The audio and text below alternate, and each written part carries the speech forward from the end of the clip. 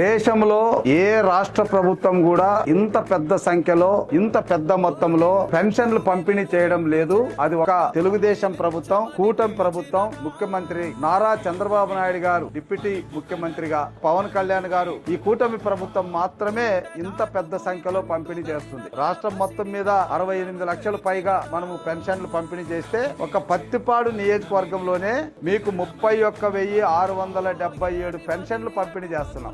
దీనికి ప్రతి నెల 13,67,00,000 రూపాయలు, అంటే సంవత్సరానికి 164 కోట్ల రూపాయలు ఖర్చు పెడుతున్నాం. పెన్షనర్లు ఈరోజు ఆనందంగా ఉన్నారు అంటే ప్రతి కుటుంబంలో ఒకరికి ఖచ్చితంగా ఏదో ఒక రకమైనటువంటి పెన్షన్ లభిస్తుంది.